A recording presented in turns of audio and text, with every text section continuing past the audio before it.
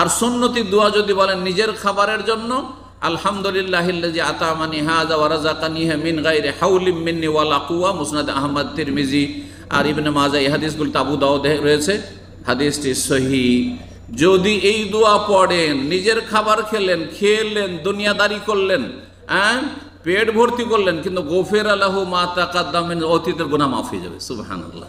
রোজা রাখলে অতীতের গুনাহ মাফ হয়, হাদিস শুনেছি না? তারাবি পড়লে অতীতের গুনাহ মাফ হয়, লাইলাতুল কদর জাগলে অতীতের গুনাহ মাফ হয়, আর খাবার খেয়ে এই দোয়া পড়লেও অতীতের গুনাহ মাফ হয়। কত বড় ফজিলত! হয় খেয়ে দিয়েও মুসলিম লাভবান। এই দোয়াটি মুখস্থ যারা আছে পড়বেন, মুখস্থ যার নাই মুখস্থ করবেন। 2 নম্বর দোয়া নিজের খাবার খেয়ে, আল্লাহ বারিক লানা ফি ওয়া আত'আমনা খায়রান, এটিও মুসনাদ আহমদ, তিরমিজি, আবু দাউদে রয়েছে, হাদিসটি সহিহ। আল্লাহ বারিক লানা ফি, আল্লাহ আমাদের এতে বরকত দাও, ওয়া আত'আমনা খায়রান মিনহু, এর চাইতে ভালো আমাদেরকে খেতে দাও।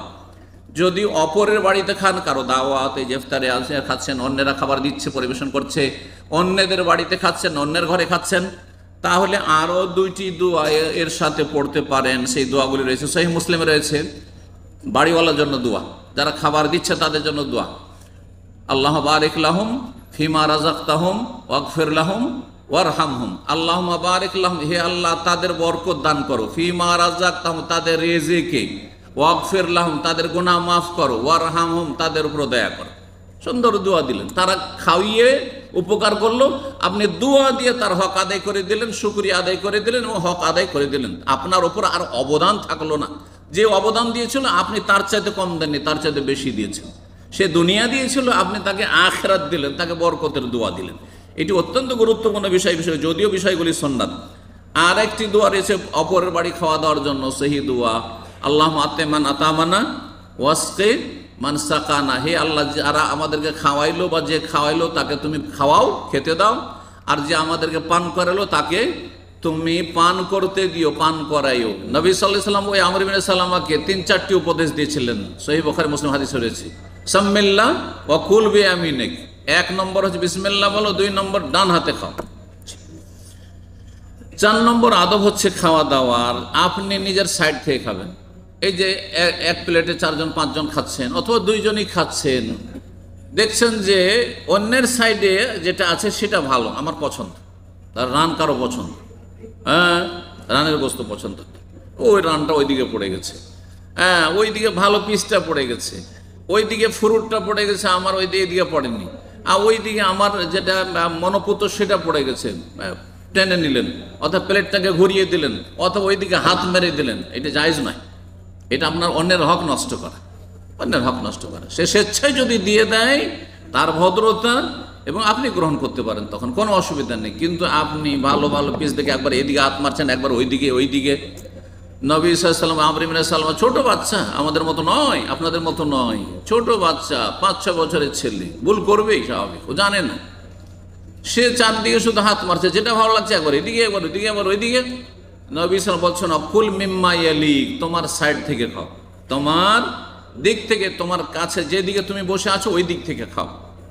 এখানে আরেকটি আদব ওর সাথেই লাগিয়ে নিই, কারণ কাছাকাছি যেহেতু খাওয়া দাওয়া ধরেন একাই করছেন আপনি, আর কেউ আপনার সাথে শরিক নেই আপনার প্লেটে, আপনি নিজের সাইড থেকে আপনি একদিক থেকে খেয়ে যাবেন, মাঝখানে অনেকে ভাত তোলেন, থালা ভর্তি ভাত, আর মাঝখান থেকে আপনি খাচ্ছেন, মাঝখান থেকে খেতে শুরু করেছেন, মাঝখানে ঝোল দেওয়া আছে, মাঝখানে ডাল দেওয়া আছে, মাঝখান থেকে উঠিয়ে খাচ্ছেন। এটাও রাসূলুল্লাহ নিষেধ করেছেন, এতে বরকত চলে যায়।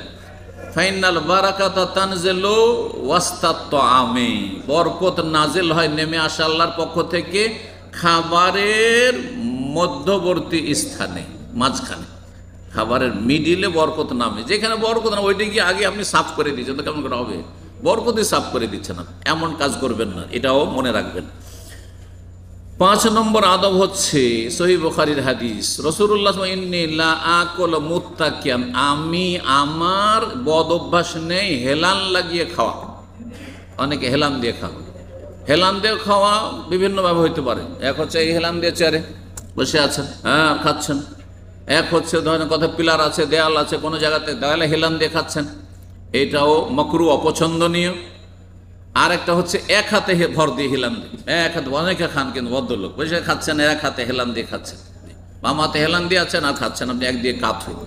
এটা শরীর স্বাস্থ্যের জন্য ক্ষতিকর। দেখেন, খাওয়া দাওয়ার ক্ষেত্রে, আদব কায়দার ক্ষেত্রে, পোশাক পরিচ্ছদের ক্ষেত্রে যেগুলো নিষেধ করেছে রাসূলুল্লাহ সাল্লাল্লাহু আলাইহি ওয়াসাল্লাম, তাতে জানবেন যে আপনার পার্থিব ক্ষতি আছে। আখিরাতের ক্ষতির আগে দুনিয়ার ক্ষতি আছে। যারা হেলান দিয়ে খায় তারা শরীর স্বাস্থ্য ক্ষতি করে। সেই খাওয়া দাওয়াটা আপনার ঠিকভাবে তার পাকস্থলীতে পৌঁছে না, তখন তার বিভিন্ন রকম পেটে সমস্যা হইতে পারে, শরীর স্বাস্থ্যের সমস্যা হইতে পারে। তো হেলান দিয়ে খাওয়া নিষেধ করেছে রাসূলুল্লাহ সাল্লাল্লাহু আলাইহি ওয়াসাল্লাম, এবং নিজে বলেছে আমার এটা খারাপ অভ্যাস নেই। সুতরাং আমার যারা অনুসারী তারা হেলান দিয়ে খেতে বসবে না। খুব বেশি আসন দিয়ে খেতে বসলে বেশি মানুষ খেয়ে নেয়, বুঝতেই পারে না যে পেট ভরে গেছে, আর খেতে খেতে এখানে উঠে যায়, আর তারপরে চলতে পারে না, অচল হয়ে যায়, আর তারপরে তখন এত বেশি খাওয়ার কারণে বিভিন্ন রোগে আক্রান্ত হয়ে যায়। আজকাল বড় লোকদের রোগ হচ্ছে এই চর্বি জমে যাওয়া, কোলেস্ট্রল, আর বড় লোকদের রোগ হচ্ছে আপনার সুগার, বড় লোকদের রোগ হচ্ছে আপনার প্রেশার। এগুলো বড় লোকদের রোগ, বসে থাকা লোকের রোগ, আর খাই বেশি। আর বসে থাকছেন তো কম খান আপনি। আর যারা হাড় ভাঙা কাজ করছে, হ্যাঁ, মেহনত পরিশ্রমে কাজ করছে, ঘাম বহাইছে, তারা খাক বেশি করে, অসুবিধা নেই, তারা ঘাম বের করে দিচ্ছে। তো বলছিলাম কি, 5 নম্বর, হেলান দিয়ে খাবেন না, তাতে খাবার পরিমাণও বেশি হবে, তাতে ক্ষতিও রয়েছে। 6 নম্বর আদব হচ্ছে রাসূলুল্লাহ সাল্লাল্লাহু আলাইহি ওয়াসাল্লামের কোনো খাবার যদি অপছন্দ হইতো, অরুচি হইতো, সেটা সেখানে আলোচনা করতেন না, দোষ চর্চা করতেন না। কারণ সাথে যে লোকেরা খাচ্ছে, হতে পারে তাদেরকে ভালো লাগছে। আপনাকে ধরেন একটা জিনিস ভালো, আরবি খাবার ভালো লাগে না, এইগুলো খাবার হলো নাকি, হ্যাঁ, ভিতরে ঢোকে না, সবার অরুচি হয়ে যাবে আপনার দেখা থেকে, বা সবাই লজ্জা পড়ে যাবে, আর খাবে না, যে ও খাচ্ছে না আমি আর কেন খাবো, ও যখন খারাপ বলছে খাবোই না, তাহলে আপনি অন্যেরও ক্ষতি করলেন আপনি। এবং এটা ভালো আদর্শ নয়, ভালো চরিত্র নয় যে আপনি নিজে রুচি হয় না সেই জন্য অন্যের রুচি খারাপ করবেন। খেতে দেন, সবার আপন আপন রুচি আছে, কাউকে কোনোটা ভালো লাগে, কাউকে কোনোটা ভালো লাগে, কাউকে বেশি আপনার লবণ ভালো লাগে, ঝাল ভালো লাগে, কাউকে কম ভালো লাগে। আপনাকে ভালো লাগে না, হাত গুটিয়ে না বসে থাকেন, কিছুক্ষণ বসে থেকে উঠে যান, অথবা উঠে যান, অসুবিধা নেই। মা আবার রাসূলুল্লাহ তামান কাত্তু, রাসূলুল্লাহ হাদিস সহিহ বুখারী, রাসূলুল্লাহ কখনো কোনো খাবারে দোষ চর্চা করেননি। ইনিশতাহাহু আকালাহু, পছন্দ হলে খেতেন, রুচি হলে, ওয়াইল্লা ফাতারাকাহু, ছেড়ে দিতেন, কিছু বলতেন না যে কেন খেলাম না, না খুব ঝাল হয়ে গেছে তাই খেলাম না, আরে লবণ টবণ নাই সেই জন্য খেলাম না, কখনো এরকম কোনো কথা বলবেন না। এটা ইসলামী আদবের খেলাফ। 7 নম্বর আদব হচ্ছে যে খাবার খাওয়ার ক্ষেত্রে উত্তম হচ্ছে পেটকে 3 ভাগ করবেন। ফুল পেট খাবেন না, পেটকে কয় ভাগ করবেন? 3 ভাগ। নবী সাল্লাল্লাহু আলাইহি ওয়াসাল্লাম বলেছেন সবচেয়ে খারাপ, হ্যাঁ, আপনার থলে বুঝেন তো, হ্যাঁ, ব্যাগ, আজকাল ইংরেজি বলতে অভ্যাস হয়ে গেছে, আর থলে বুঝে বাংলায় বুঝে না, বলে না মানুষ। সবচাইতে খারাপ পাত্র, সহজ ভাষায় আরো বলে দিচ্ছি, পাত্র, যে সবচাইতে খারাপ পাত্র হচ্ছে এই পেট, হ্যাঁ, খাবারের পাত্র আর পান পাত্র, এটা খাবারও যাচ্ছে পানিও যাচ্ছে, সবচেয়ে খারাপ এটা, শাররুল বিআ। সুতরাং সেটা কি করতে হবে, যথাক্রমে যথাসাধ্য আপনাকে কি করতে হবে, কম তাতে খাবার দিতে হবে। যত কম দিবেন তত ভালো থাকবেন, আপনি সুস্থ থাকবেন। যেহেতু এই থলে, এই ব্যাগ ভালো না, এই ব্যাগ হচ্ছে শাররুল বিআ, নবী সাল্লাল্লাহু আলাইহি ওয়াসাল্লাম হাদিসে রয়েছে। ফাইন কানা লাবুদ্দা মিনহু, খিদা লেগেছে, খেতেই হবে আপনাকে, খিদা না লাগলে খাবেন না, প্রথম কথা। কারণ খাবার খাওয়া, ভালো খাবার সেই না আরও খেয়ে নি, আপনি নিজেরই ক্ষতি করছেন, আপনি নিজের ক্ষতি করছেন। পেট ভরে আছে, খাবেন না, হজমটা হইতে দেন, একটু পেটটাকে স্বস্তি নিতে দেন, তারপরে খান আপনি। যদি জরুরি হয় যে খিদা লেগেছে, মানুষ মানে খেতেই হবে, ফেরেশতা নয়, তো ফাসলুসুন লিতাআমিহি, 3 ভাগের 1 ভাগ খাবার, ওয়াসলুসুন লিশার, 3 ভাগের 1 ভাগ পানি, ওয়াসলুসুন লিনাফাসিহি, আর 3 ভাগের 1 ভাগ শূন্য রাখেন, খালি রাখেন শ্বাস প্রশ্বাস নেওয়ার জন্য, যাতে দম নিতে পারেন, আপনি শ্বাস নিতে পারেন। খেয়ে দিয়ে আজকাল যারা তারাবি পড়ায় জানেন, তারা কিন্তু আপনাদের মতো আমাদের মতো ইফতারি করে না, ওই এতটা খায়, পানি খেজুর এটুকু খেয়ে তারাই পড়ে। আমরা বক্তব্যের আগে আমাকে কখনো অনেক জায়গায় তো বলেছে খেয়ে দিলে যে সাই খেয়ে নেন, আর তারপর বক্তব্য, যে পশ্চিম কালো না, আগে বক্তব্য তারপরে খাওয়া দাওয়া।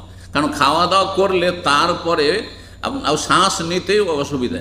হ্যাঁ, যদি অর্ধেকও খান তবু একমাত্র শুধু হালকা পানি, হয়তো 2-3টা হয়তো খেজুর খেলেন বা কিছু হালকা কিছু, সেটা ভিন্ন বিষয়। কিন্তু আপনি মোটামুটি খাবার খেয়ে নিলেন আর তারপরে বেশি কথা বলবেন অথবা তেলাওয়াত করবেন, এটা বড়ই কষ্টকর। এক কথায় যদি সুস্থ থাকতে চান 3 ভাগের 1 ভাগ খাবেন, 3 ভাগের 1 ভাগ পেটে পানি দেবেন। হ্যাঁ, কারণ শরীরে পানির চাহিদা আর বেশি প্রয়োজন, পানির বেশি প্রয়োজন। আর 3 ভাগের 1 ভাগ খালি রাখেন শ্বাস প্রশ্বাস নেওয়ার জন্য, দৌড়াদৌড়ি ছোটাছুটি করেছে। বড় পেটে এত খেয়ে নিয়েছেন সাহারিতে, আর ফজরের নামাজে গিয়ে একামত হয়ে গেছে, আর চলতে পারছেন না আপনি। আর যদি একটু স্পিড দেন তাহলে অবস্থা খারাপ হয়ে যাবে। আরে ভাই, একটু কম করে খেলেই তো হইতো। জি, আল্লাহ বুঝার তৌফিক দান করেন। 8 নম্বর আদব হচ্ছে যে খাবার অথবা পানীয় কখন গরম থাকতে পারে, কখনো গরম থাকতে পারে। যদি গরম থাকে ঠান্ডা হইতে দেন, কিন্তু ফুক দিয়েন না। হ্যাঁ, গরম খাবার তাড়াতাড়ি খাওয়ার জন্য ফুক দিচ্ছেন, এটা কাজ করবেন না। আর চা, অনেকে চা গরমে আছে, একটু করে টানছে, আরে জিভা পুড়ে যাচ্ছে, তখন ফু দিচ্ছে আবার খাচ্ছে, ফু দিচ্ছে আবার খাচ্ছে, না, এটা ক্ষতি করবে। ভিতর থেকে যে আপনার যে ফুটা বের হচ্ছে, নিঃশ্বাস বের হচ্ছে, সেটা ক্ষতিকর। সুতরাং সেটা আপনি খাবারে অথবা পানীয়তে যেন না যায়, এটা এই ক্ষেত্রে খেয়াল রাখবেন।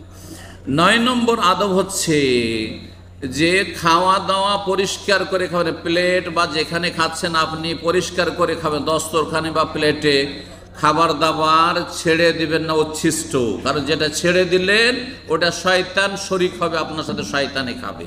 রাসূলুল্লাহ সাল্লাল্লাহু আলাইহি ওয়াসাল্লাম একটি দানাও ফেলে রাখতে নিষেধ করেছেন, এবং কোনো একটা লোকমা দিচ্ছিলেন, ওপর উঠাচ্ছিলেন, আর পড়ে গেল, যাক পড়ে গেল তো যাক ছেড়ে দে। নবী সাল্লাল্লাহু আলাইহি ওয়াসাল্লাম বলছেন উঠিয়ে নাও, মুছে নাও বা ধুয়ে পরিষ্কার করে নাও, তারপরে খেয়ে নাও। খেজুরটা মুখে দিতে যাচ্ছিলেন, পড়ে গেল, ধরেন না, উঠিয়ে নেন, যদি অরুচি লাগে যে ধুলো টুলো লেগেছে, ধুয়ে নেন, পরিষ্কার করেন, তারপরে খেয়ে নেন। কিন্তু সেটা যেন ওয়ালা ইয়াদাহুল শয়তান, শয়তানের জন্য ছেড়ে দেবেন, কারণ ওটা শয়তান খাবে যদি আপনি ফেলে দেন তাহলে। এই জন্য যারা এই খাবারকে নষ্ট করে, খাবার অতিরিক্ত বেশি করে নিয়ে নেয় আর তারপরে খাবার দাবার নষ্ট করে খায় না, একটু বেশি হলে ওই সময়টাই খেয়ে নেন, নষ্ট করিয়েন না, এতে শয়তান শরিক হয়ে যাবে। এমনকি রাসূলুল্লাহ সাল্লাল্লাহু আলাইহি ওয়াসাল্লাম চেটে নিতে বলেছেন, থালা বাসন চেটে নেবেন, মানে জিভা দিয়ে চাটা জয় নয়, হাত দিয়ে আপনি পরিষ্কার করবেন, যে চাটবেন। আর হাতের আঙ্গুল চেটে নেওয়ার কথা রয়েছে, হাতের আঙ্গুল চেটে পরিষ্কার করবেন। আল্লাহ রাব্বুল আলামিন যেন এই সুন্নতগুলি আমল করার তৌফিক দান করেন। 10 নম্বর সর্বশেষ দিয়ে শেষ করছি, সেটা হচ্ছে খাওয়া দাওয়ার পরে, খাওয়া দাওয়ার শুরুতে কি করেছেন? বিসমিল্লাহ, আর শেষে কম পক্ষে বলবেন আলহামদুলিল্লাহ। কি বলবেন? আল্লাহ তোমার অশেষ শুকরিয়া। হামদ মানে প্রশংসা, হামদ মানে গুণগান, হামদ মানে আপনার শুকরিয়া সব। তো আল্লাহ তোমার অশেষ শুকরিয়া আদায় করছি যে তুমি আমাকে পানাহার দিলে, আলহামদুলিল্লাহ বলবেন।